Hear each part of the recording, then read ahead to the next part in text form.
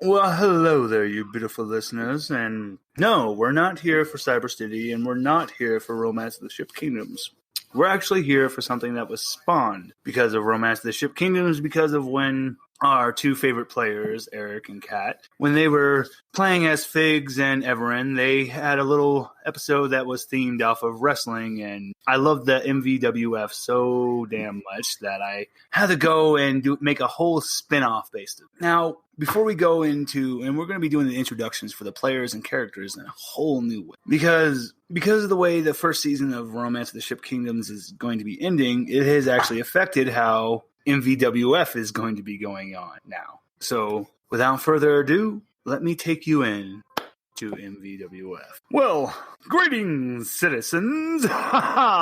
We see a little bright-eyed little boy and a boy that's maybe about 5 years older, so about a 15-year-old and a 10-year-old. They're going through the MVWF Museum. Ha ha! Greetings, my good boys. We see a big old lion folk. He's done up like a gladiator, and he's called Richard the Lionheart, and he has a big old massive sword on his back that everyone else, they think it's the sharpest sword in the known multiverse, but in all actuality, it is blunter than blunt. Ha ha! Follow me and allow me to explain the beginnings of our great organization. As you children know from your studies, and I hope you've been doing good, both kids look away. I'll remember that.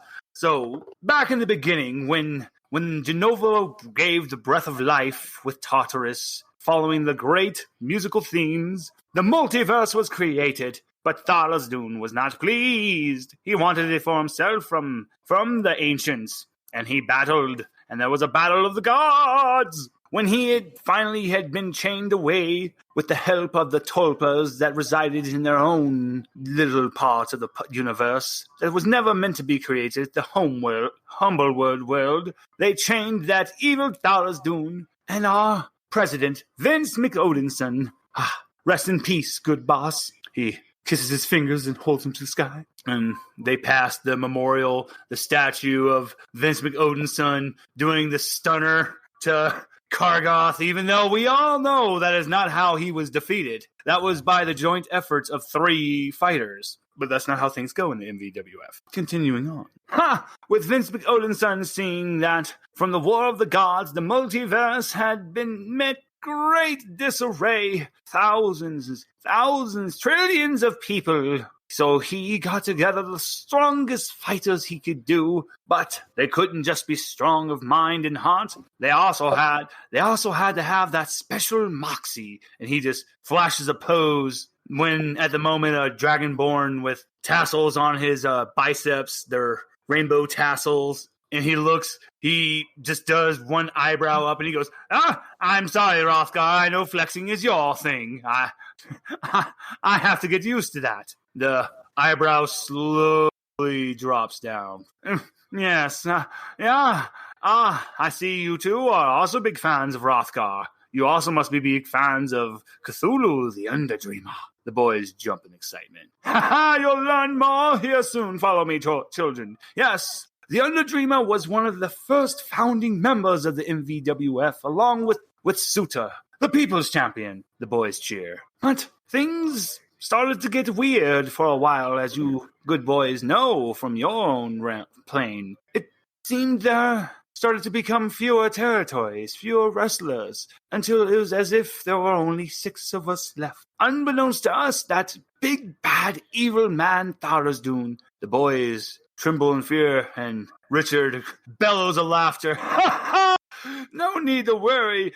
By the workings of the great sacrifice of the one known as Figs, Tharizdun has been erased from this universe. And the new protector of the universe. Now granted, her punishment can be very pricey, but it is worth it to know true peace. Thank you, old lady. He bows towards where there's a floating formations of swords is in the center of this massive metropolis. The boys say the name Figs in unison and do a head bow. You know, bro, I'm so happy because I remember last Figs Day, we actually saw one of our first live matches. Shut up, bro. Richard's trying to talk. No problem. When speaking of the great Holy Figs Day, now please follow me. But yes, and then with the passing of our great chairman, Vince McOdenson, there was the shattering, and we didn't know what would happen to our territory until the great Jim Corgi Head appeared. With his mighty headbutts and chair shatterings and table splits, he has brought us all back together, and MVWF is even stronger than it's been before. And, as you know, we have been getting some great, astounding new wrestlers in place. The boys are jumping. I mean, just look at these two. He points to what is becoming the hottest new tag team in the MVWF. Please, tag team, introduce yourselves.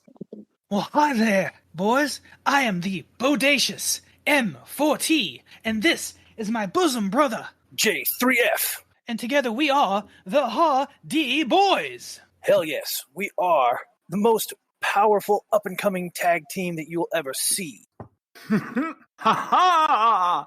You know, boys, you might be in luck, because I've been hearing that they've been making such a noise that Thor is coming back out of retirement, and they are reaching out to the fabled tag team partner, Everin Anderson II. And they just might be facing the Hardy Boys. What do you say about that, boys? They jump in glee. That's right. We're going to be the best tag team the Multiverse Wrestling Federation has ever had. We're the shot in the arm. We're the new blood. We're the next champions. You can bet on it. Except you're too young to bet, so don't. Oh yeah, that. I guess if you're betting like Snickers bars and candies and stuff, that's okay, but don't bet. The boys hold out a book that's for autographing. Do you sign it? Well, of course. The boys are so happy. Now, I want to let the listeners learn a little more about you, Hardy Boys, because you already sound, I'm already anticipated. I can't wait to hear about you guys in the ring. But let's go beyond the kayfabe. Where did it all begin for you two? Were you childhood friends, or did you meet in a training camp? Take us there. Oh, we're more than just childhood friends or literal brothers. For you see, Matt and Jeff are quite literally the other's half. Is that not right? My bosom brother companion. Absolutely. The life force that occupies our soul gems is actually one half of each one half of the same life force that animates us. So we're not only on the same wavelength, we're literally part of the same soul. To quote one of my favorite movies, see every Schwartz has an upside and a downside. Oh yeah. I can't wait till I'm going to tell you now, listeners, I can't wait to learn more about these two. They've built my intrigue. I'm very intrigued. That's why we make the best tag team in the multiverse. Now, here's the question. Now, granted, you two do make one, so are you one of a kind, or is there a whole species of you? Well, we are gear forged, so you could say, yes, that there's a whole species of us, but because we are two of one, I'd say we're pretty unique. You could say they broke the mold when they made us. Most excellent. Richard the Lionheart, he gives you guys a big thumbs up, and he takes a note down. You guys will be receiving the bonus from the boss for this. Oh, excellent. Cool. This is actually a in-canon thing. I'm taking notes for this, guys. So this will be coming up in the next bit. So yes, you've passed the first test. Zorg. And as we're continuing down the hall, and my dear boys, now tell me, what do you know about the day that Tharizdun was defeated? Well, I remember that the great heroes were being framed. Yes! The spectacle, the greatest spectacle of the known universe, the trial. That's where the astounding figs let loose with their great plan. And as they're passing by, you see an amazing, beautiful portrait done of figs. And and sadly it shows Bastion mourning in the bottom corner for figs, but it's still a really beautiful painting done of them. But still at the same time, it breaks your heart. The boys do the solemn fig salute, and they continue on. And with this, we have seen the the returning of all the territories, all the plains that were lost to us for so many years. It's been great seeing some of my old dear friends. Now, you two have heard the rumors that we'll be preparing to meet up with the Archeon plane again. The boys hold up their hands, jump up in excitement. Does that mean we're going to be seeing him? Yes, that's right. The Intercontinental Champion, the holder of the Intercontinental Belt, Terry, the terrible Gelatinous Cube. With that dreadful head, with that dreadful flying headbutt, it's hip to be a square. They are continuing on, and as they're walking down the hall, you can just...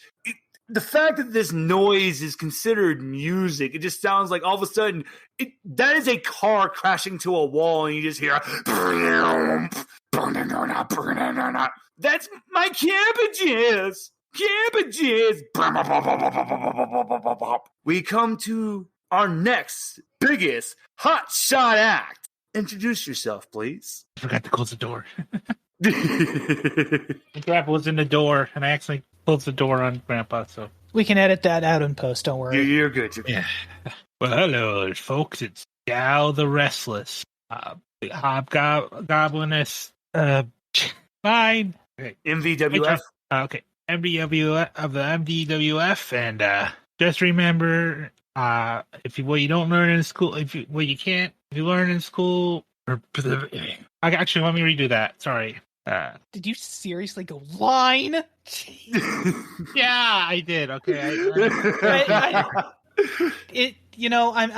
I'm amused. I'm not making fun of you. I feel like she would say that in character. So I was going in character for that. yeah, okay, I had a feeling it was in character. Let me try one more time. Sorry. No, take it away. Hey, this Gal the Restless, the Hobgobliness, Wrestlingness, gal out of Jesselheim. Aha! Now listen up here, boys. We paid quite a pretty penny for this one.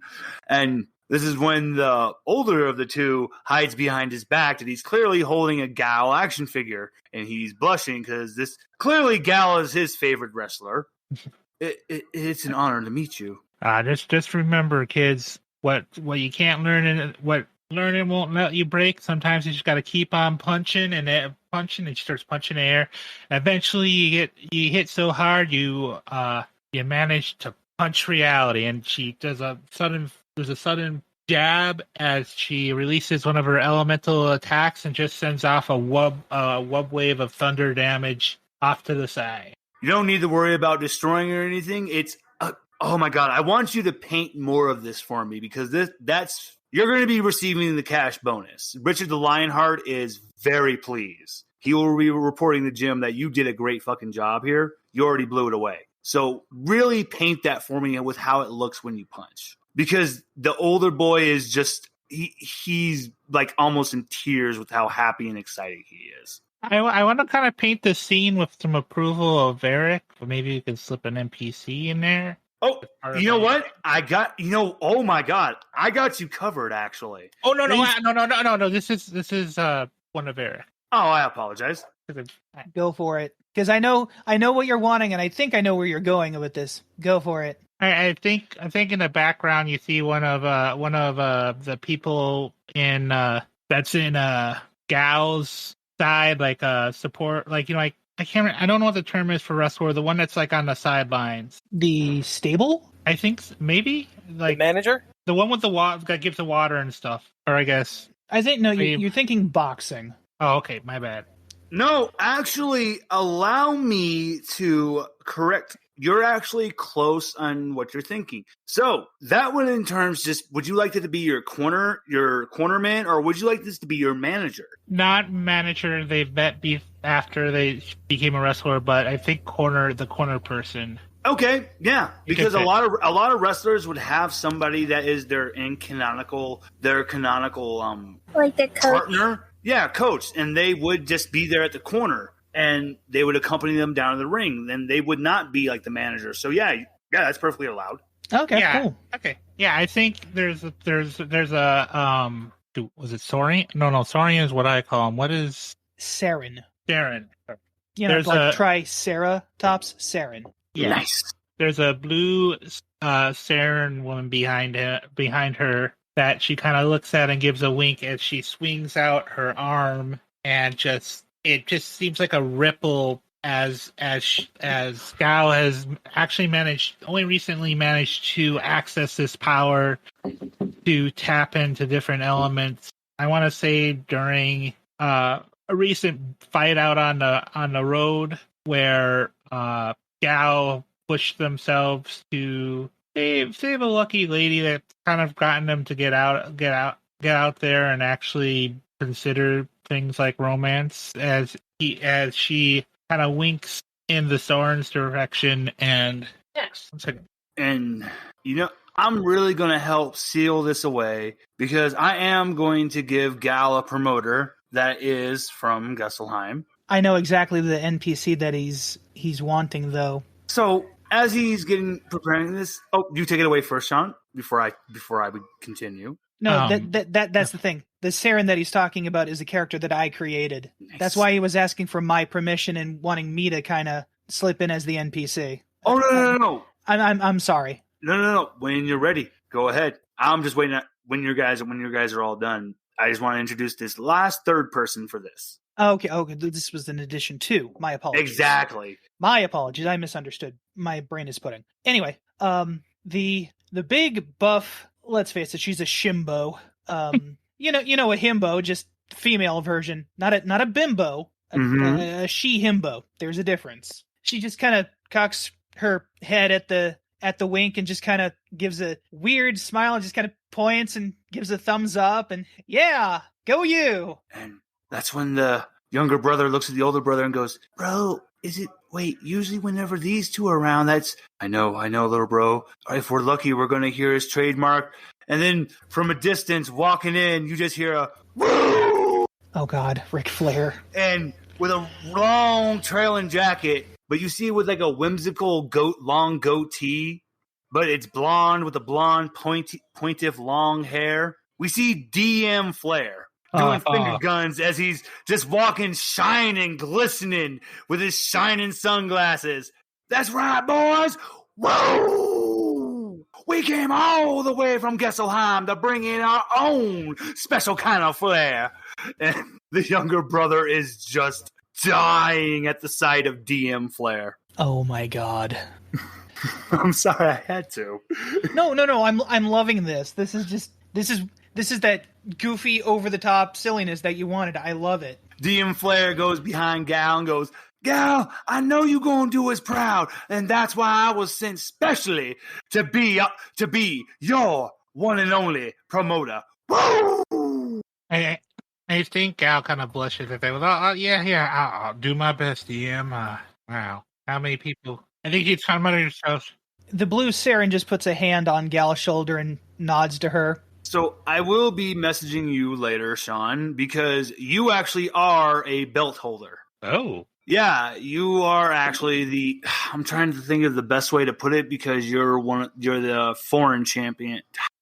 Because that's not I'll find the best way to put it, but you are a champion, and I will let you know which feat you get from this belt. Because that is the thing about the Multiverse Wrestling Federation Championship belts. They are magic. This is why you don't get feats for when you level. You only get the ability score improvement. Because the belts themselves are the feats. Nice. I like it. Nice. But yes, Gal actually had a very, very intense street fight match. Hold on, let me make sure I get the realm accurately named against the Gehenna champion. Yep.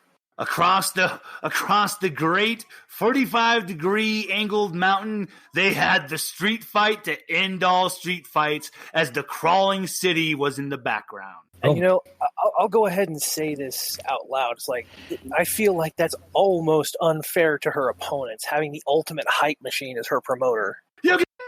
Congratulations, Mitsu, you killed Brian. Made him peek. Made him peek and his microphone just died. Ric Flair, God damn it. DM Flair just drops to one knee with his back to the boys, just finger guns to the right, and then just 2 guns of confetti explode behind Gal. Oh, Lord have mercy. And this is when, before the tour even continues, we hear the trademark smash. The boys are jumping up and down because anybody that is a fan of MVWF knows that smashing and knows that screaming. It is the one, the only. There's a anthropomorphic tiger foot pops into view, followed with his trademark, bluish off blue suit with his pink dress shirt and his blue tie, and holding the holiest of holy tennis rackets, and in his other arm, he's holding what looks to be about a 15-foot long marble table. Smashes it on his head. Oh, yeah! The ratings! Reaches into his pocket, pulls out a 2-foot long cigar. Somehow the damn thing lights itself out of sheer fear out of who's holding it. With one mighty inhale, the cigarette goes into Jim Corgi Head's lungs, and he blows it out. Walks up to the 2 boys. Headbutts the ground in front of them. Headbutts it so hard, the boys launch into the air, and they're just screaming in joy. Richard grabs the 2 boy and puts them on his 2 shoulders and goes, "Yes, this was totally planned. Boss, what the fuck are you doing?" And as he just flexes, his sleeves explode. And this is when you finally notice, the camera notices, that he is indeed has a corgi for a head. Oh, Gal! I was meaning to come out here to you. It's been a joy seeing you grow here in the MVWF. That's you, Sean. Gal. Oh, sorry. Yeah, I had a brain fart too. Sorry, Brian. What was the last thing said? He said it's been a joy watching you grow in the MVWF. Oh, it's been a joy having a great fight out on the ring. He just headbutts the wall, shattering and smashing it. Yes! I knew you were expensive to buy from Mr. DM. Woo! But you were worth it. Keep up the good work, my girl. Keep up the good work. And he walks away. As he walks away, the back of his pants explode as his cheeks flex. God. I never skip glute day. I think Gal mutters herself, I don't get it, man. DM looks at you, just gets close to you and goes, I'm going to be honest with you, honey. That is in its own classification. That's not a them. That's not a he, a her, or them. That is just Jim. I get it, but I still don't. I mean, the silent blue Saren just kind of shrugs. She's about as lost as everybody else. But seriously, Gal, I'm really proud of you. You're really making everyone proud back home. Good job. And back home, I think she's like, I feel. I just worry. With what you told me, I just hope they can handle it back home. Part of me feels like I might be running away from my problems again. You know, like from running from back, like what you. Okay, people would say with my home, but you know, I'm about to put some real pressure on you. You're the world wrestling champion. No, I know, but I mean, I just picture. Oh no, that's a specific belt that you have. Oh, okay. You're just but keep going. Well, no, because I feel like Gal is aware of other things in Jesselheim. That's what she's talking about. Gotcha. Like the bigger, and she's saying it to the DM since she knows the DM would know exactly what she's talking about, and his own little chess game, if you know what I mean. Mm-hmm. DM, he just gives you the knowing eyebrows, just and a nod. The tour follows on. And the little boy, he just erupts and screams as we see this cute little statue. Well, it's a very big statue of a little cute little bugbear-looking person. This is the pride and joy of the MVWF. Right now, he's in line for the Universal Championship belt. Now, we're in luck because just coming up behind the tour is this little heart and joy. Why don't you introduce yourself? So this is Star. He's a little bugbear from the Feywilds, and he got cast a spell on him where he does not take anger too well. And so that's his trademark. He comes into the ring, he bounces off the top ropes, and then he slams down as this big monster. Oh. So that's how he's gonna come in. He's gonna jump off something and then just slam down. And with that mighty slam, from across the hall, we just hear a, "Oh yeah, I've been waiting for you to show yourself, Star." And with a mighty stomp, that same Dragonborn with the rainbow tassels starts to walk towards. And across his chest, we see the Universal Champion on his waist. The older brother goes, "God, it's Hrothgar. Hrothgar came back. Hrothgar. Oh, Star, you think just because you're a little cutie, you think you can take this belt from me? I will crush Puny Dragon." Oh. Every just muscle just starts flexing on Hrothgar as he just takes every known bodybuilder pose. "Oh, Star, you've done it now. Oh, if you look into my eyes, you'll see nothing but rage. I'm coming for you, Star. You better get ready." Rage not as good as Star. Whoa! Kat, you're getting the bonus. And by the way, I had none of this planned. I had to make stuff up on the fly. So now, that's a mood and a half. Now, unbeknownst to everyone else, would you be okay with Hrothgar and Star being really good friends outside of kayfabe? I mean, if it makes sense, it works. I mean, because if you work together for long enough, especially in the wrestling business, you make friends. You know, you get closer with the people you work with and stuff like that. And especially seeing that how Star portrays himself, he really respects their act and everything. So I'm going to say that you two worked out a little secret performance, and you're not going to need the role for this, Kat. Mm-hmm. I want you to describe your finisher as Hrothgar gives you the signal to do your finisher on him.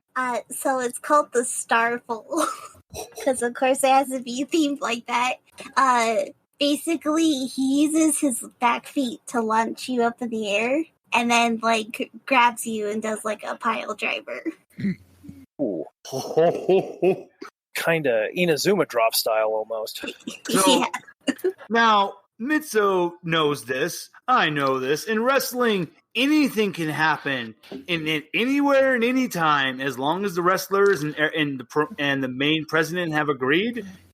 Anything can happen. So from the floor, the referee that everyone knows all of a sudden appears, and erupting from the top of the arena, flying in on his trademark desk, wearing his trademark cowboy hat. We see the Loxodon, the one, the only, JR! And sitting next to him is, oh my God, it's him, the one, the only, Everin Andelson, the second. Oh my God, Everin, he's gone and done it. He's done it. Star has done the Starfold on Hrothgar, and Hrothgar's been panned. God. Eric, that's on you. I thought I heard Everin. Yeah. You're sitting there commentating. He's sitting there commentating with them. Okay. I just, like I said, my brain is pudding. So, an amazing display of aerial aptitude, indeed. I can't believe that little powerhouse was able to do that to Hrothgar. And 1, 2. And all of a sudden, there's at least thousands of people around as if they knew to be here at that moment. And 3. Oh my God! Oh my God! Star has claimed the multiversal universal championship from Rothgar. Oh my God! Here With on an the tour. amazing pinfall and 3 count, we have seen the ending of an era, the fall of Rothgar the Great, and the rise of the Starfall champion. What he's gonna do afterwards is he's gonna pick up like Rothgar and pretend like he's working out. And now, dressed as Paul Bearer, is Rothgar's former manager, Nyx. Oh, God. Holding a golden urn. Rothgar, you thought you could keep me in the back? It's my time. With Star here, we shall take all. And Star, Yes. you bury Rothgar's ass. I'm sorry, guys. I planned all this. I worked hard. Anything can happen in wrestling. And that's when Star and Nyx, once again dressed as Paul Bearer, holding an urn, walk away. And this, dear listeners, I welcome you. This was all just the intro to MVWF. Welcome. And yeah.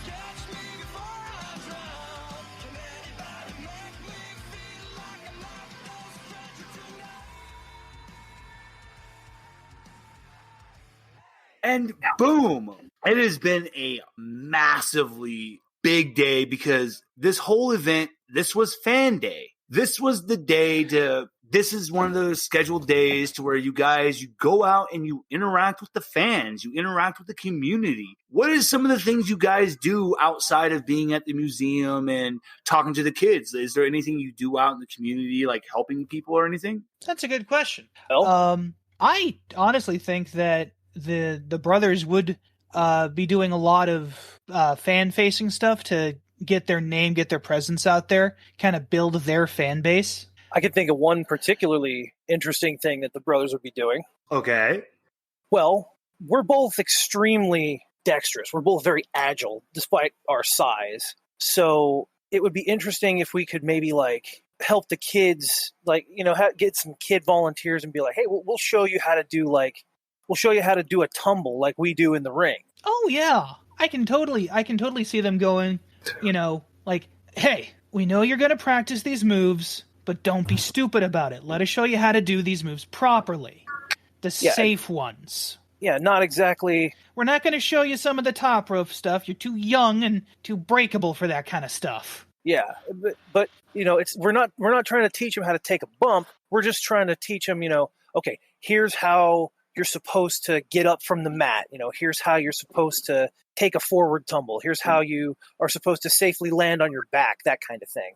So kind of like wrestling camp, junior wrestling camp, but even more casual.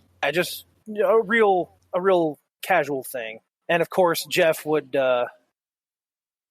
entertain some people with at least one brief bagpipe interlude.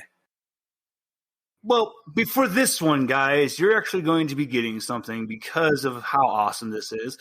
You're going to definitely be on the cover of quite a few territories in their wrestling periodicals.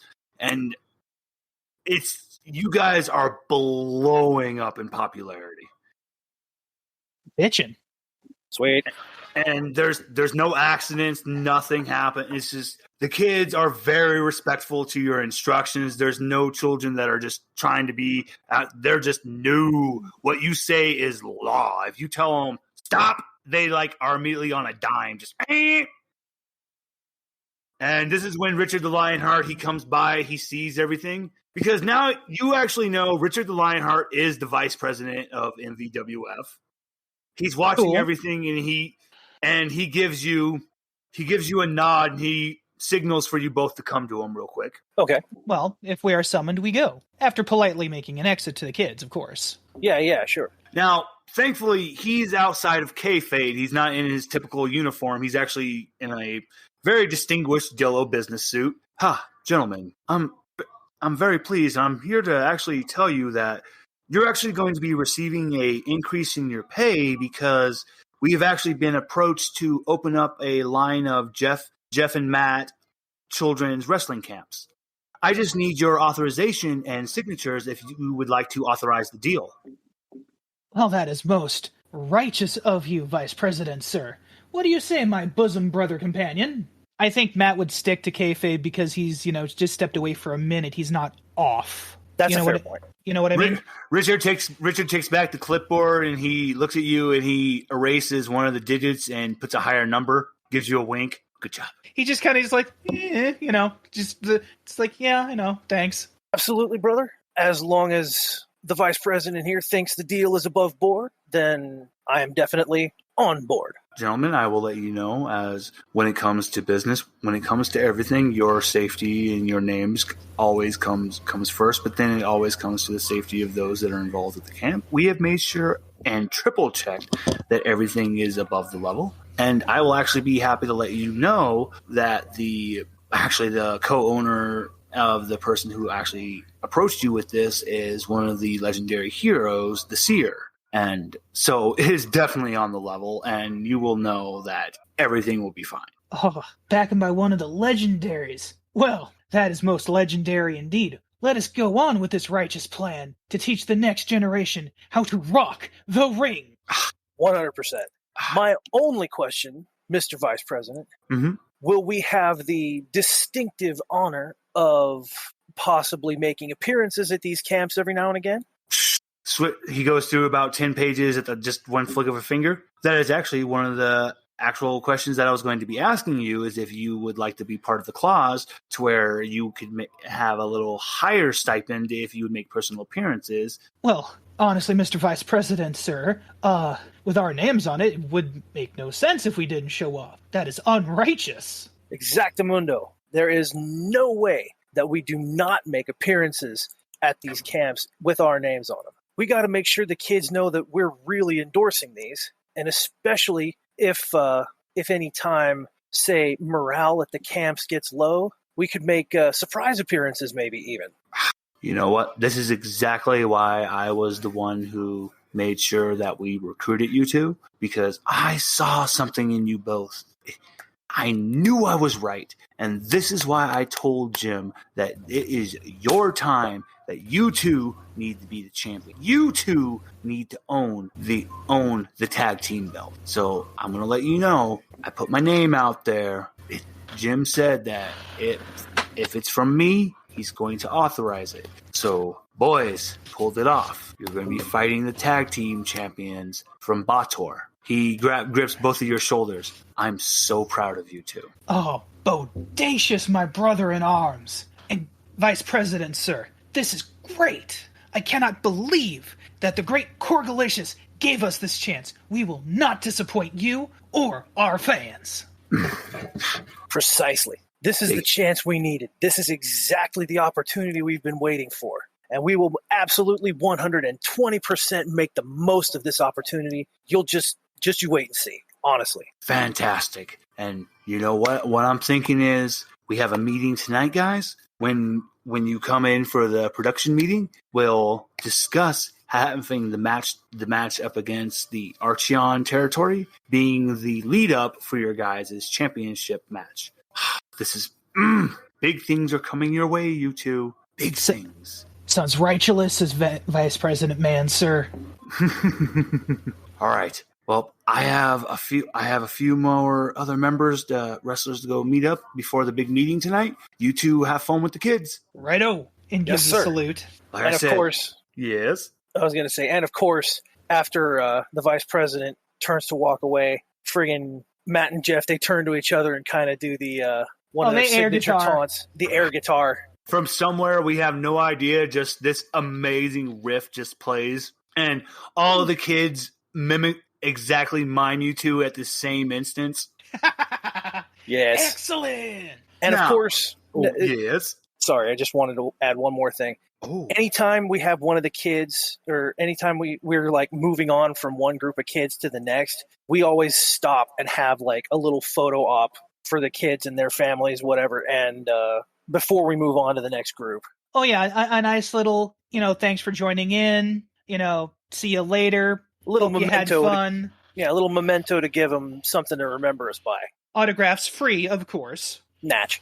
Well, no, there is a price. They have to say please. We must, of course, always promote good manners. How else can the next generation grow up to be bodacious warriors of the ring if they don't have manners? Yeah, I'm leaning in a little 80s cartoon hero. I'm so happy because we honestly cannot top this. You guys really killed it in this scene. Amazing. And thank you. I really have to go. I have to go to Gal next because I prepared something special for you. Because in wrestling, there's the big clans, the wrestling clans. Now, it's not a family that Gal belongs to. The clan is actually from the realm you hail from. It's the Heim clan because it's the Gestelheim clan. It all began with DM Flair when he first came to wrestle in the MVWF. And there's the massive 5-man tag team. Wait, hold on. Let me make sure I have all this right. I'm counting this right. So, okay, 4-man tag team. And they wear this really fancy-looking ranger outfit, and they're at war with the other actual rangers that are called the Mighty Morphin Rangers. Oh, Jesus. And it's Red Ranger against Red Ranger, Tommy against Marcus. I love this. And then of course right now you have the up and comer right now that it's all the focus is on is Gal. Gal, what do you do outside when you're wrestling? Like, you do not have to keep up in kayfabe. It doesn't have to be related to that. What are you doing right now? Rave. Fuck yeah. Because there's an interesting thing about being an icon. Yes. They have an attribute, they have an ability called let me find it quickly, make sure I'm saying it right. Secondary attributes, which is other stuff I can do with the elemental other than cool battle shit. And at tier 1 of anything, and I'm a tier of code, beat, and blood, you can use the element to do a small, mostly harmless effect, such as create a whimsical tune, produce light, wither a small plant, etc., or cause a visual glitch. So, you're at the hottest club in town. It's called Nibbles. Because the legendary hero had a companion by the name of Lord Nibbles, the immortal giant space hamster. Right now, this giant space hamster is just spinning the tables, and right now the bouncer of the club, he wears a luchador mask. He's actually one of the wrestlers, and when he's not wrestling, he's a bouncer for Nibbles. He wears a luchador mask and he has boxing gloves. Nobody understands his wrestling persona. A luchador mask and boxing gloves, you say? Yes. Hello, Gal. I am here because Nibbles has asked me. Do you request a song? Do I what now? Do you request a song? A song. Are you requesting a song? I'm getting strong feelings about this bad joke, Brian. Don't you dare tell me that. Yeah, I think Gal's like, I got the song for you. I got the song to get the dance floor going and get some fun little effects going here. And she is going to request. Sorry, I'm trying to remember. I'm going to get the name because it's a Japanese song. Power to Tear. Oh, okay. So, Mighty Naughty looks at you and goes, yes, okay, that is a really good song to choose. I will go let them know your choice. Mighty Naughty goes to tell Nibbles the song you choose. And then I think that she also, Gal kind of motions for everyone to move out to give her some space. Oh, yes. And she is going to go full ham using her connection to sing. So it's a dance. It's a break dance meets a light show meets how do I want to put it? She's using connection to the code, the beat to emphasize the music. Use the code to make little holograms, and she's actually. It's half a break dance, and it's half actually her just literally fighting a hologram in a room. Ring is or in a floor, sort of how I see it. So shadowboxing, but with an actual hologram. Yeah. Oh my god, this is going to be so good. So, song in the chat for those curious. Now, as everyone is erupting, clapping to the beat, egging you on, it just gets even more loud as the cheers erupt. Because I said this bar was loaned by the companion of one of the legendary heroes. So, of course, a legendary hero by circumstances that happens to be immortal now would show up. And this legendary hero happens to have a belt. Because they're the MVWF Women's Champion. From their legendary match against Hell, everyone yells and screams and does the holy sick hand sign for Figs. As you turn around, gal, and you see Figs with their hands at their sides looking at you with the belt across their... And standing next to him is the vice president. Those are some pretty good moves you got there, gal. Now, I don't know if you know this, but this little lady here happens to be one of the legendary heroes, but also happens to be the MVWF's women's champion. And me and the president were having a discussion, and we think you finally earned the right. And we think your waist could look good with two belts across it now. Oh? What do you say? I'm interested. Now, I have to warn you, Figs here, the Figs bomb is legendary because that's what she used to defeat Hell herself. Are you ready to face someone who was able to defeat a god? I think I could. I think that will look nice on my resume. Yes, she smirks. So Richard just starts looking at the contract, making sure everything's right. Gets up close to you and goes, "You're doing a very good job. Good job keeping up the kayfabe. Proud of you." Now, little lady, we just need your signature here to agree to the deals, and we'll get things set up in the future. I will say one thing she does whisper back is what's kayfabe? I don't know what that is. That just means when you're in your wrestling persona. When you're in your wrestling persona and the fans don't. So there's a difference between your wrestling persona and your normal self. Good job. I think there's a moment I think you see a look on Gail's face and where it's obvious she did not know about that, and I think it becomes obvious this has been all her.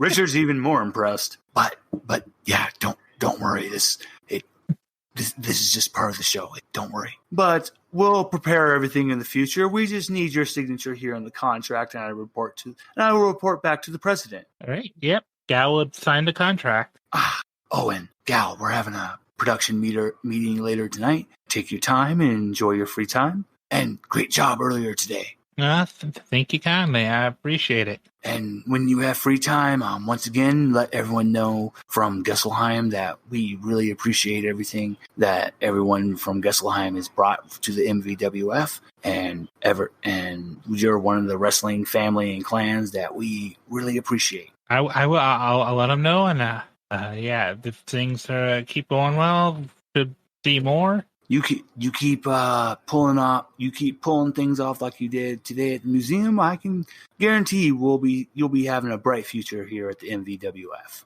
All right, I'll keep doing what I'm doing. It seems to be working for most everything, but the other thing I can wait on. Behind Gal, the Saren just gives another kind of awkward nod and thumbs up. Strangely, DM Flair has actually been busy at the house. It seems like there's going to be a big Hell in the Cell match between the Mighty Morphin Power Rangers against the All Rangers. You know what? I just realized it's actually 5. I think I forgot to count someone. You did. You said 4 earlier, but it is 5. It's Marcus, Obsidian, Thebesi, Uzi, and Gabby. Yep. I almost forgot about our favorite Eldritch friend who brought in this is another reason why the Gesselheim house is famous. It brought in another plane that had some very interesting eldritch entities. They had to negotiate with a talking cat, but Jim didn't really like it. He hated every second of it. Gee, I wonder why. The cat was very snarky. Sean, I swear to God, if you don't know who I'm referencing, I'm going to be sad. Was it an orange cat with black stripes? Oh, no. This is specifically where Gabby had guest starred. Oh, that cat. Brian, have you finished that campaign? Oh, no. There's something you should know. Don't make me cry. Not yet. You gotta finish it, because we might need to edit. What is it? You need to finish it, so we might, or at least reach out to them. We'll figure something out. Let's put it this way. It's complicated, and in a. Oh, you can edit this however. I'm gonna spoil something. I gotta spoil something you need to know, because Alistair gathered all the pieces of himself. Ah. So he's no longer mortal. He's a god. He's an eldritch god now. That makes it even better. I was worried he was dead, but no, that makes it even better. Jim had to speak to an elder god. That was once a cat. He didn't like it. No, he liked it, actually. Because that's cats. That's part of the epilogue. He misses being everyone's friend. But yeah, I would just make sure run it by. Yep. I will basically by whatchamacallit, Adam and Yuppers. Alistair's player. Mm-hmm. So now there's going to be a 5-man tag team, a big Hell in a Cell, big massive brawl between these 5-man teams. So that's why DM is not there at the moment. Gal, is there anything else you would like to do with this nightclub? As you're just boogieing down, Mighty Naughty is just your song is playing. Lord Nibbles, we just hear his trademark. I feel like Gal may get a little drunk and have to be taken home by their manager, just because. Oh, don't worry, Gal will be hoisted over her shoulder like a sack of potatoes. I just picture like the end of that Hell of a Boss thing, where the episode where Luna has to take Blitzo home. Yeah.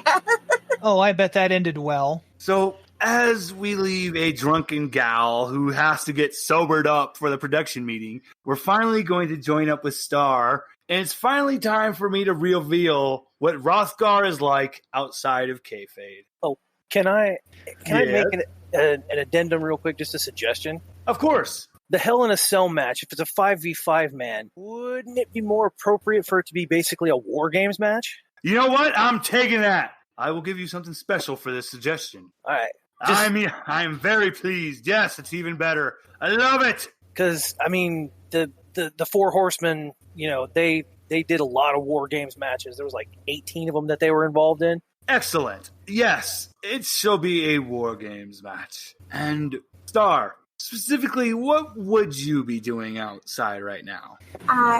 So I think because Star could travel through planes, kind of like a part of the thing with the Fae stuff, he's kind of like a courier of like supplies for those who need it. So he'd be preparing for that. And as you're preparing, wearing a very modest turtleneck and some very nice leather slacks, we see Hrothgar come in. Star, good job, good work out there today.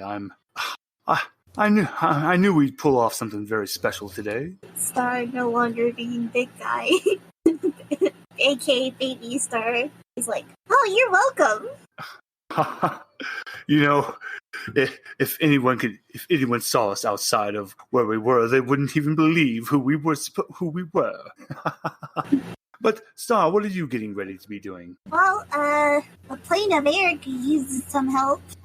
So they've been kind of isolated from supplies for a bit, so I figure I'd just go on and give them what they need. Is there anything I could do to be of assistance? Now, of course, I know I come across as the big muscle brain brute, but outside of all that, when I'm not in kayfabe, I do have my personal uses.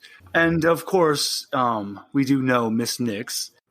Miss Nix, she is one of the most, she calls herself a paladin, but we all know she's a thief. Nix, can I have my wallet back, please? No. See? To be fair, though, She would probably use whatever she steals for something else.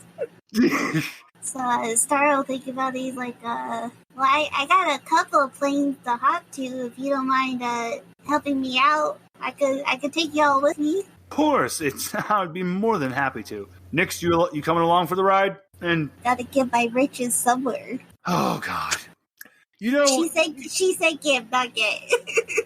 You know, Rosgar just has like flashbacks to when they were in Avernus and just when they were being chased by so many hell infernal machines because Nyx had literally stole every piece of gold from every general in hell.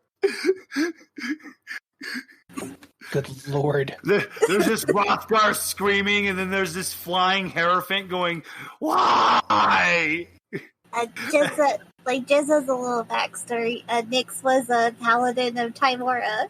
She didn't want to be, but she definitely used the thief stuff to her advantage. She sure did. Oh, dear God. So I'm actually going to give you a big reward for this, Star. So you're going to be the wrestler who has an animation deal presently. Well, only natural because he's just so cute.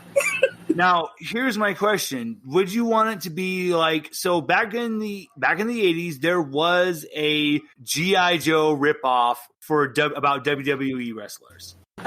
My God, rock and roll wrestling! Holy shit! Someone who actually remembers it. Yes. Would you like it to be in the style of rock and roll wrestling, or would you like it to be a cutesy animation show in the style of Hi Poofy Poofy Ayumi? Oh my God. So that's the one I know. I'm going complete opposite abstracts. I think it's a fun choice to go with either that or that. I think the latter, mostly because like the wrestling thing is just kind of for him to keep that anger under control. Like the the plane hopping is what he mostly does. So now I'm going to put you on the spot, Kat. Tell us about Star's show. I think like it would kind of explain how he got to be like his plane hopping and how he found like the person who he lives with, like who helps take care of him and like keeps him calm. And so like he's doing the charity stuff for her as well because she's kind of bedridden, and so but she wants to help. So as you're going around, you do meet your manager, Kaz. He's a little halfling with massive glasses and a little 5 o'clock shadow. And he's balding on top, and he has gray hair. He lets you know that your season's actually been approved, that your show's been approved. You're now going to be going into your... Dear God, he's like, we've been doing this for 2,000 episodes now. Impressive. I mean, you're gonna need to prepare yourself, Star. The show's been nominated for multiple awards. Oh, well, I guess if you let my Karina know, she'll work that out. I don't know what my schedule is. Look, the chaos that is your schedule. I know I'm the only one that can decipher it. Hold on. Like, he pulls out this book, and if you know the House of Leaves, that's basically that's how your schedule looks. One page, all of a sudden, it's just a spiral of letters. I can get this taken care of. But I will let you know you will be popping off into the elemental plane of air here in about 10 minutes. And then you also have a production meeting later tonight. Okay, well, with Rockcar's help, I'm sure I could get in 8. Do that much faster. Hey, Kat. Hey, Kaz, how's it going? Oh, Rothgar. This is really lucky because of the popularity of you two. They wanted to offer you a guest spot on the show. Oh, I have no problem with that. Is it going to actually be me, or did you want the Rothgar that is the outspoken moron? I actually want the intellectual Rothgar. Oh, thank goodness. I cannot deal with being that ignoramus for longer than I have to. Oh, I understand, sir. Alrighty. Well, I'll be helping my dear friend here. it's really hard to believe that most people know you as like that. Well, what would be like one of the strongest barbarian fighters, but in all actuality, you're one of the most gifted sorcerers in history. Yes, I was trained by Merlin himself, but yeah, I digress. Oh, I got the barbarian thing happen. Now you do know my forte is actually wild magic, because most people are intimidated by the aspect of it going wild, but I have learned to embrace the chaos. Yes, that's what makes you really interesting, sir. All right. Well, I'll be following along with Star here. Hrothgar gives you a wink as he, with a flick of his wrist, he has like a magic hat that has stars embedded all over it, and then a red wizard's robe appears on his chest. Shall we get to work? Of course. And he's gonna start basically stacking all the supplies, like getting into his big form to like strap it onto him, and then it's another star name. He's gonna comet punch to go to the next plane.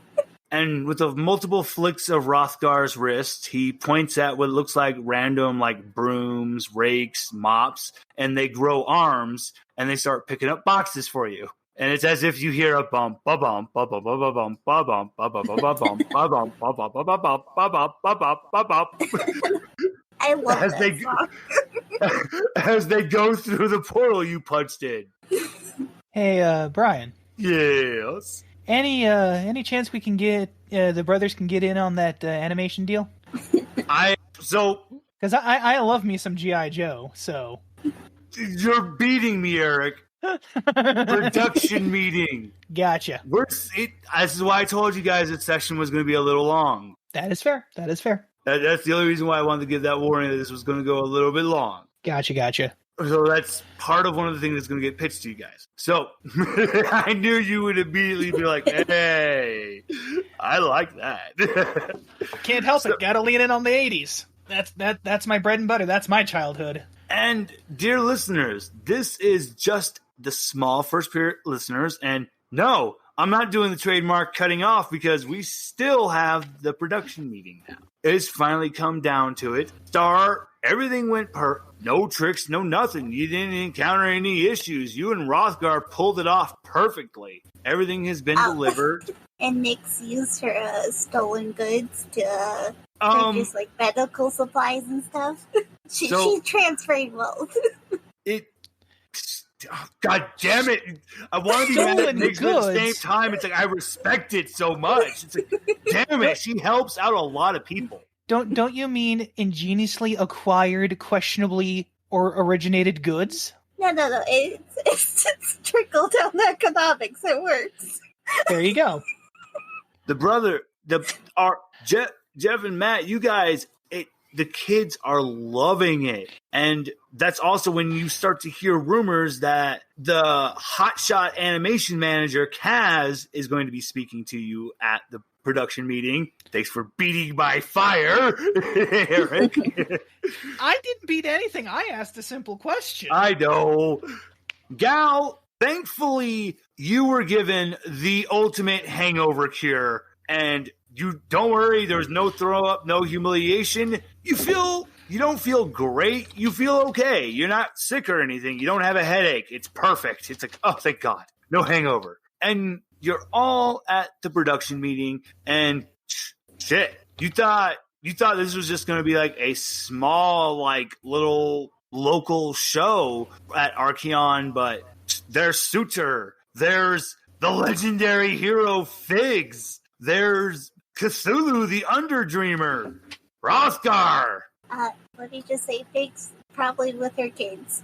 Oh, they are happily running around. Bastion comes over, gives Figs a kiss on her cheek, and goes, "Hey, honey, I'm gonna take the little ones, and so we don't bother you during everything. Hey, guys." That makes me happy. Just throw him a wave. Star was probably chasing him until Bastion, or the kids until Bastion was like taking them away, and he just gave away before settling his seat. Oh, both the little ones just hug Star on both sides, and that's when Bastion leans down and goes, Star, you're still going to be coming to their birthday party later, right? Oh, well, sure, I got to bring the cake. You're the best. And I was happy. I knew we asked you to be the Godfather was the right choice. And Bastion and the little ones, they head out. And you hear the typical scream of Jim Corgi Head as he's bleeding away. There's cameras flashing. And then the minute the doors close behind him, his face goes from angry, mean, and everything, and then goes relaxed and goes, hello, everyone. Are we all good? It's fantastic job for the fan day today, guys. We generated a lot of buzz. We're going to be having a lot more viewership, and you guys know that wrestling everything to me. That nothing is more important to me than wrestling besides your safety and your health and lives. So when I see both of them going good, Dorian, Sean, that your audio is still fine. Craig's still good for you. So, but to see both things going great for everyone, it just tickles me pink. I was so worried when we lost Vince McOdenson during that whole big nonsense. Oh, hello, Figs. It's so good to see you, honey. He gives Figs a hug, but it's good to see you too. But all of you. Oh, and here in a little bit, we will be having the team of the animation department coming in because we need to discuss a certain aspect that will be involving you two, Mr. Matt and Jeff. But all of you, I've heard tell that we are finally being approached to make our first video game. Big things are coming for the MVWF, everyone. A video game? Awesome! I asked you all to give me your trust when I took over as chairman, when we thought the territory that wrestling would be lost to the multiverse. You gave me your trust. Here we are now. I mean, honestly, sir, my brother and I, we kind of grew up on multiversal wrestling, so being a part of it is like a big dream of ours. The honor is unspeakably, the honor is all ours. It's great to be a part of this organization for as long as we can be. You know what? That's exactly the type of things I needed to hear because everyone, it is with immense pride and with some sadness because my best friend Suter, there's no wrestler I respect more in the history of this league than him, but his health needs to come first, and I'll beat you to it, Jim. Everyone, I'm retiring. That's kind of sudden. Is everything okay? Well, back in the day when me and Figs and Everin, when we teamed up to defeat Korgoth and all that, I didn't realize the damage that I had done to my back.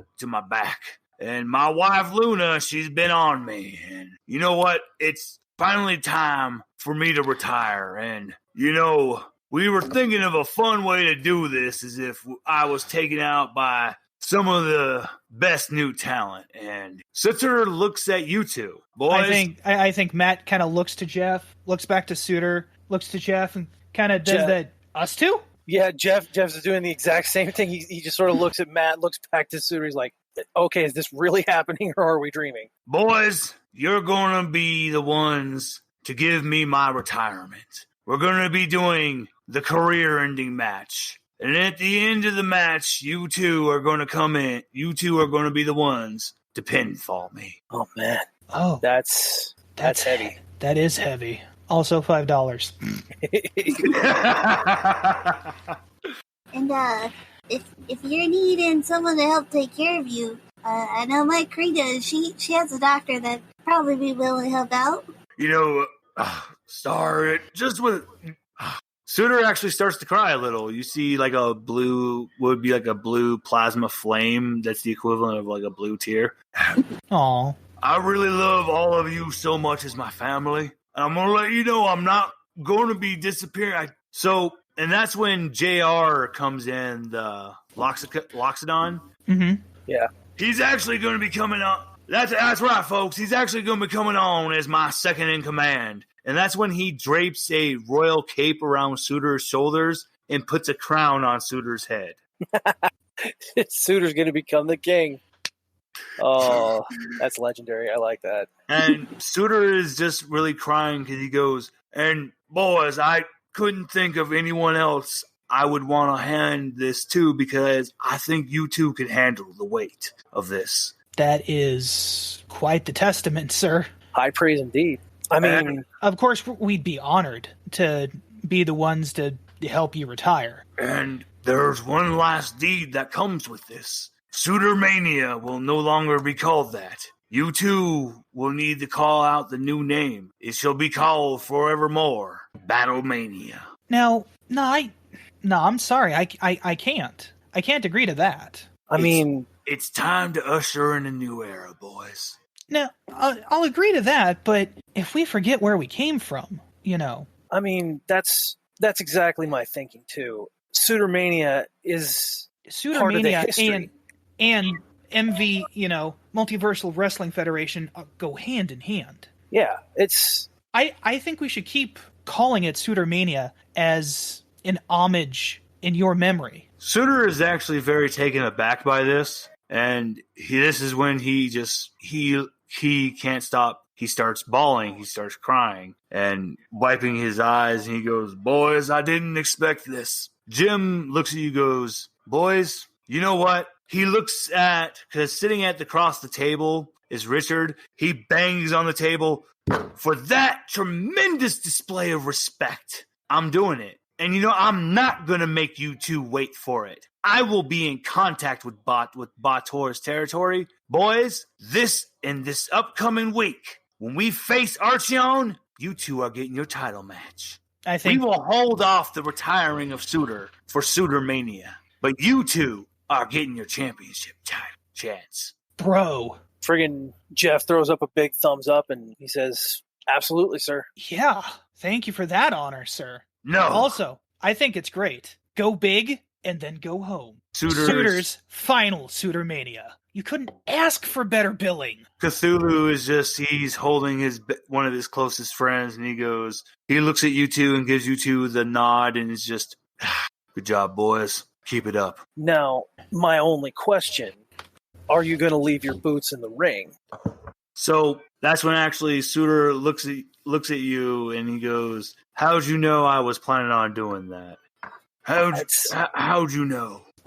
That's an old story I've heard from other sources. Warriors leaving their signature gear behind after their final fight. All I can say, sir, is I promise we will do our absolute damnedest to make this match legendary. So that's when Suitor looks at both of you. He looks at both of you long and hard. Jeff, I will be leaving you my armbands. Matt, you get my boots. Oh. And that just earns like the biggest wide-eyed stare from Jeff, and he looks back to Matt and back to Suitor, and all he can say is just, "Wow, thank you." Leaving me the big boots to fill. Thanks for that. These armbands, these wristbands, they've been through many battles. They were there when I fought Korgoth to save the elemental plane of fire. These boots, they helped deliver that big boot stomp with Cthulhu here against Tharizdun. I believe in you two, all right? Yes, sir. Do you want to know who personally catered your two's training? It was me. I was that man. And for a moment, Jeff is just stunned. He's like, wow, that explains a lot. Trained by my childhood hero. Wow. Jim, looking over the table, and Gal, I believe you've been informed that you will be wrestling Figs here for the women's championship. Yeah, I've been told that. We believe that Miss Figs here, Jim gives Figs a knowing glance. This is something that the two of them, they share. This is a deep secret that they two understand, that unless Figs wants to share, only them, they share between them. Because of a situation, she wishes to retire the belt. And we can't think of anyone else who is more deserving. And this would create an amazing storyline for you to follow. A 2-belt holder? I mean, Gal, you already come from the prestigious Gesselheim clan. The wrestlers, the people who have come from there, and just some of the matches we've gotten the witness from you have been beyond any expectation I could have had. And I don't want you to be worried about having any weight on you, having to live up to. You just continue to follow your path, gal. That's what we want. You're doing a good job. Okay. All right. I'll keep on doing what I need to do then. Now, I had a crazy idea as well. So, we've always been discussing why have we just been limiting our amazing female fighters just fighting between themselves? Why can't it be intersex matches? Because there's no reason to, because you're amazing wrestlers, you're amazing fighters, you're amazing actors. There's no reason to. And we actually want to be the first territory that allows for intersex wrestling, and I wanted to offer you the chance to do a double header to face Terry, the terrible gelatinous cube. And then when everything seems lost, Figs will work together with you, and even though she lost the belt, she'll work together with you, and you two will defeat Terry. But because that Figs will help you, it will disqualify the chance of taking his belt. With this, does this interest you? Yeah, that sounds fun. That's a nice way to give some people some entertainment. Figs, I'm so happy you're the one to suggest this, and I was really worried that I would be insulting Gal, but I knew this new generation we would be able to bring in such new elements. Now, you all know that this just isn't my time just to do hard pitches. Is there anything else that anyone wanted to do? Of course, moving on, is there anything that anyone wanted to pitch for any possible things that will happen during the territory match with Archeon? Like anything for your promos? The floor is open, guys. These are just first opening remarks because we still have a little bit of time before Kaz will arrive. Well, now that you mention it, I did have an idea for possibly a face-to-face promo with our champion opponents before our match. Like maybe even to open the show, like we're getting interviewed and the champs just happen across where we're being interviewed and, talk some smack, maybe a little bit of pushy-shovey kind of thing. Oh, you upcoming punks think you're so hot, etc., etc. Oh, that is fantastic. Yes. Okay, we could easily hold on real quick. Zoop, he pulls up a communication crystal, and this is when we see the clear figure of Asmodeus. He appears on the screen, but now this Asmodeus, he appears to be painted completely in gold and wearing a gold leotard. And oh my. And this is when Jim Corgi Head just looks at him and goes, "Gold Dust, how you doing there, baby?" Gold Dust. And then he goes, "Oh, by the way, how's the Rhodes Clan doing, by the way?" He goes, "Oh, Grant." He goes, "Hey, Dad's doing fine. My younger brother's, how he is. He's becoming the new upstart, joining all that other crap." He goes, cool. Hey, my boys here, they had a really interesting idea, and they want to pitch it for the Intercontinental Tag Team for the Wrestling Tag Team Championship. Oh, what is it, baby? And Jim goes in, he whispers into the ears, and he goes, "Yeah." And he goes, "Gold." And Asmodeus goes, "Oh my God, those two are geniuses. Yes, we could easily do that." And those two have been getting a little cocky anyway. So, yeah. Brother, I think the phrase is, "It ain't cocky if you can back it up." And Jeff would offer his brother the highest of fives and say, "And we can definitely back it up." Asmodeus is very embarrassed. He's like, "I did not mean that about you two. I do apologize." No. It's all good. Yeah, we totally understood where you were coming from. Just had to, You two are fantastic. You know what? Even if my territory loses the belt, you two, I'm very curious to see where you two are going to be going. So, allow me to tell you who the champions are. Let me make sure I get their names right. Okay. So, Now, I hope you two are ready because you do. Now, I hope you two remember that these two. Now, granted, yes, we do call them the Dudleys, but remember, it's Orcus and Baphomet. Gotcha. Right on. And then, right behind Osmodius, this is when you see the two of them. They're wearing overalls that have like a camouflage aesthetic to it. Bro, are you telling me that these two are going to try to take our belts from us? We gonna give them the 4D, right? That's right. We're going 4D them straight out of the plane, baby. Hey, Jeff, how's it going, man? And that's when they go out of kayfabe and they go, wait, we're not on camera. What are we? Hey, guys, how's it going, man? Hey. Oh, no, you go first, sir. No, he was saying hey back. He's like, hey, after the match, you want to get a beer? Absolutely.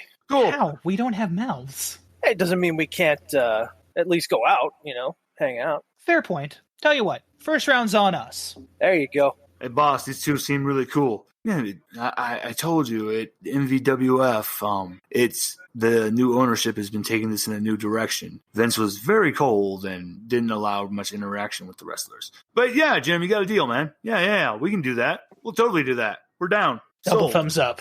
Excellent.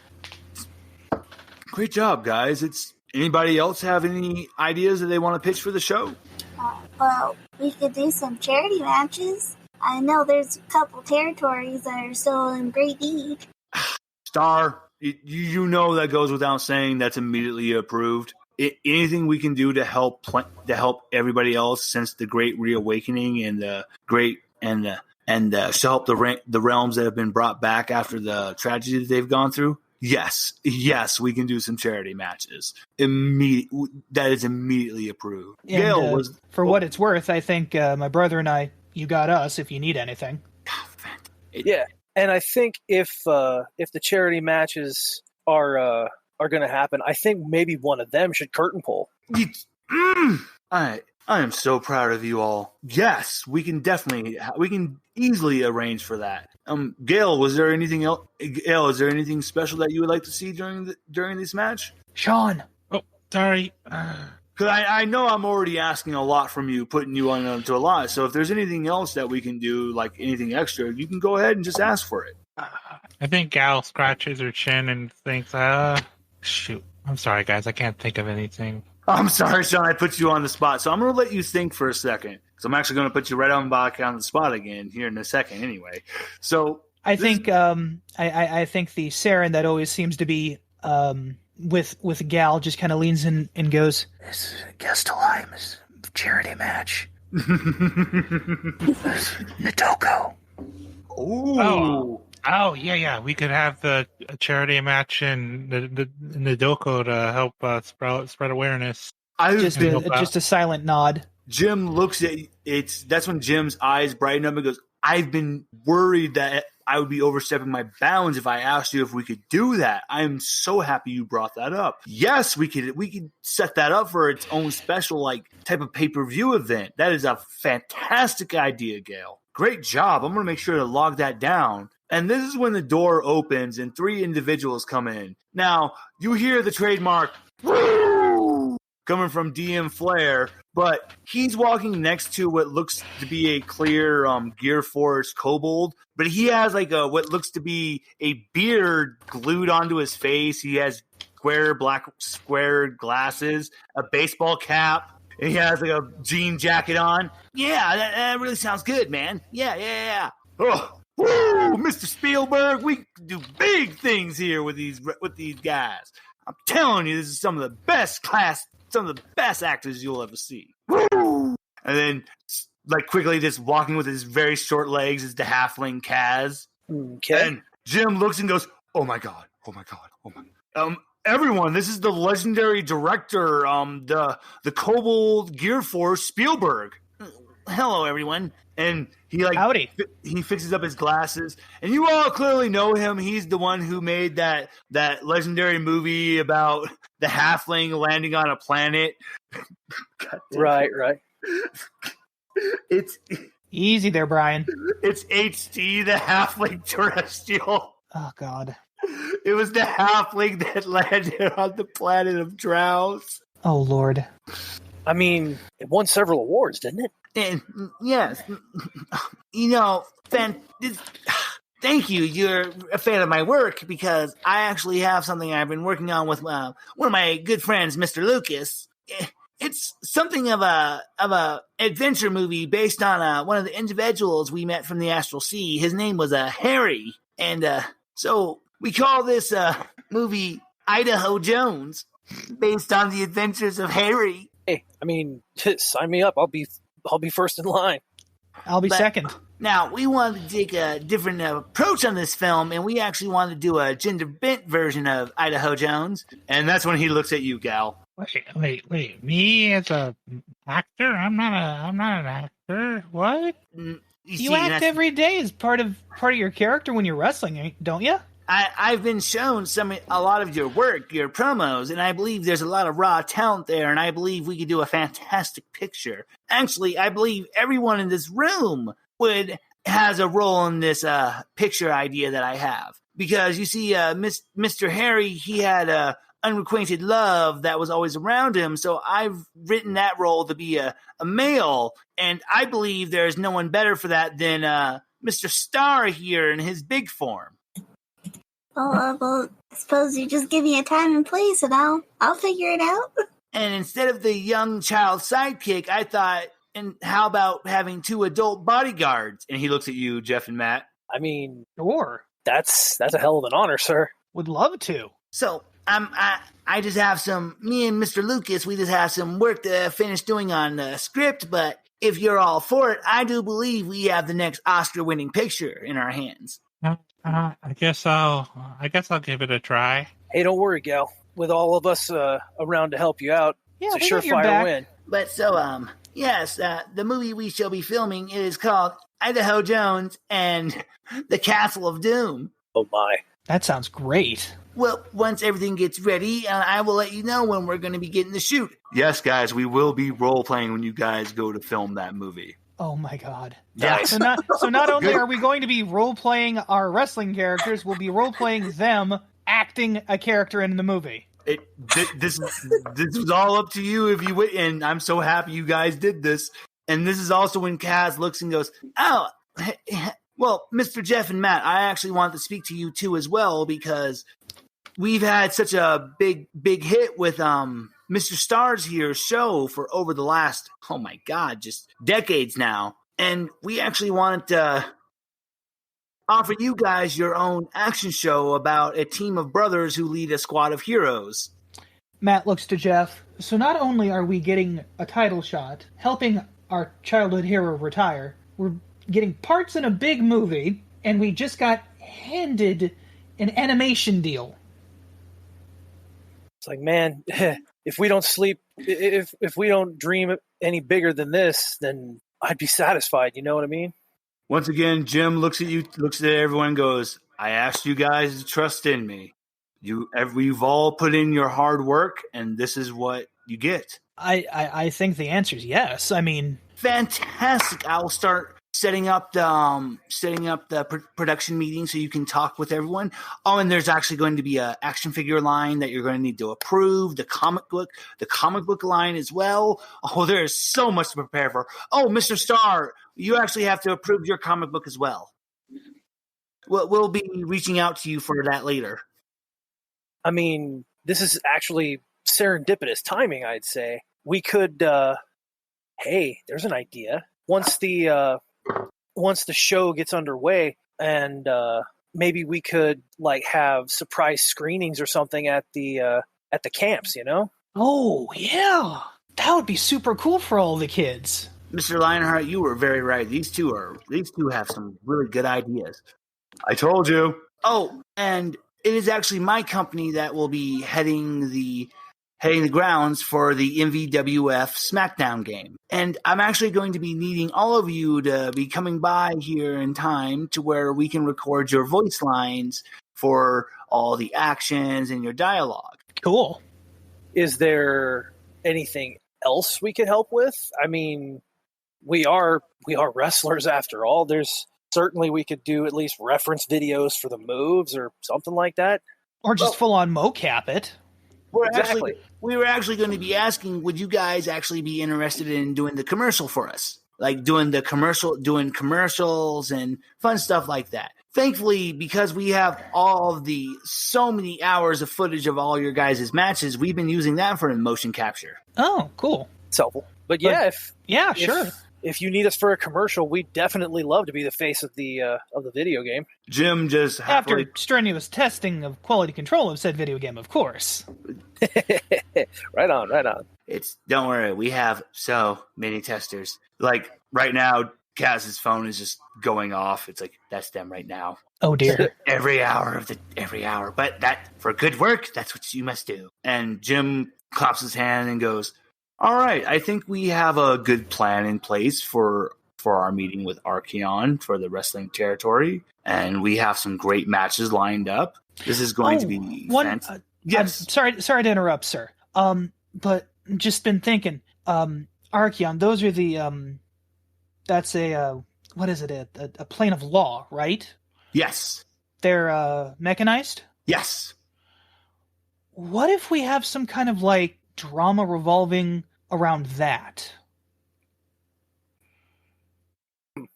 I hadn't thought about the rivalry of the gears. Yeah, I mean, we're gear forged, it's a little muddled when it comes to us, but still.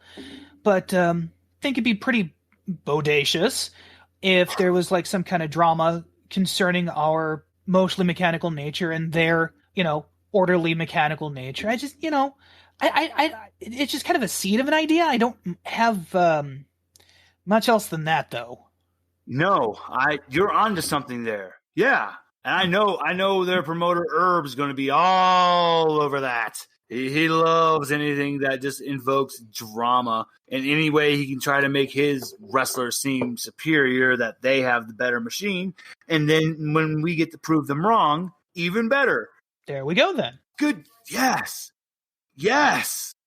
The battle of the gears. I love it. All right. I am pleased with how we have everything set. Now, I want all of you to go home, make sure you're all well rested, because then we're going to be taking the trip to Archeon. This is going to be an away match. This is going to be an away territory, so everyone get ready. And now, don't worry about transportation. We will be taking the multiversal train, first class, of course, guys. I got you covered. I take care of my wrestlers. 2 thumbs up. Excellent.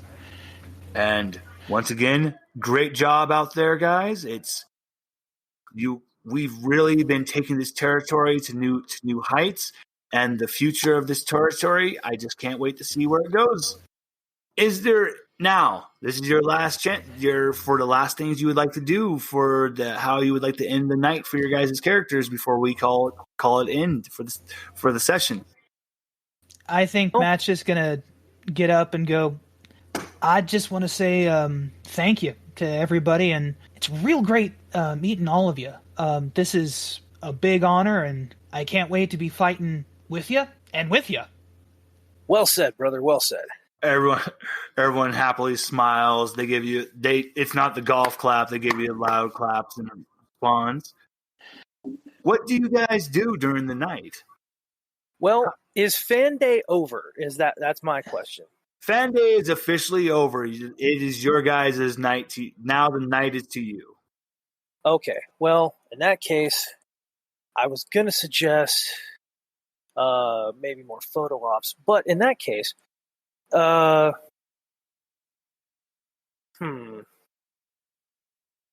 we could spend some time answering fan mail or something. Oh yeah. My God, I just think that would be the most wholesome thing ever. You guys are at your place and you guys are just answering fan letters. Yeah, just up on the couch, got some, like a movie on the big screen, and kicked up on the couch, feet up on the table, just a pile of letters in their laps, just reading through it.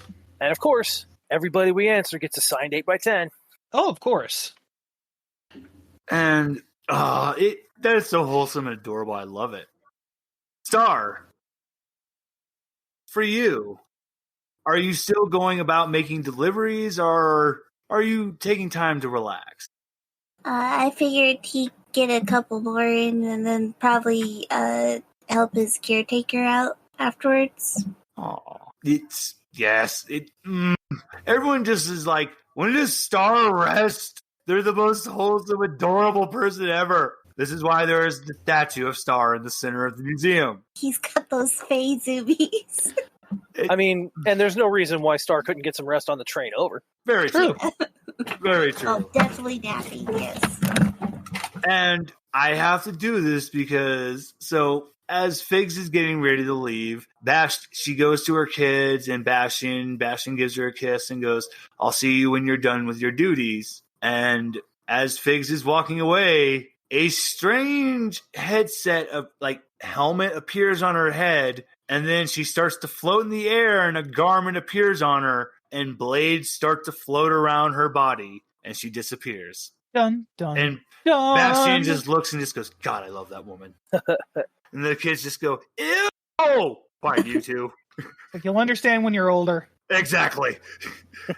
Now, last but not least, Gal, this has been a big day for you as well. Are you going back to clubbing, or what is Gal up to? I think Gal is just going to find some place to relax and reflect on how her actions have put her into this mess of now having to act when she's never actually ever acted. to quote a very obscure Drawfee bit that I'm not sure if everyone here has seen. I am a very avid Drawfee fan, so hit me with it. Well, I mean, like I said, I just quoted it. Man, you really don't know Marabiba, do you, Brian? No, say the quote one more time. I might have talked over it. No, I said that Gail is going to find some place and consider the actions that have put her into this situation. Okay. God damn it. Gal gets sat on. Because I can just imagine her laying down, looking at the stars, wondering what the hell have I gotten myself into, when a shadow crosses over her and a heavy weight just plops down on her. Filling her vision is a very familiar Saren female. And I'm just going to let Gal have this just a very sweet, wholesome moment between the two, as Gal is having heavy imposter syndrome and existential crisis. And dear listeners, this has been the first inaugural episode of MVWF. And I hope you're excited, because in the next episode, we will be going into Archeon and having the first official matches. I hope you're excited, because I am for this series. So until the next one, dear listeners, goodbye.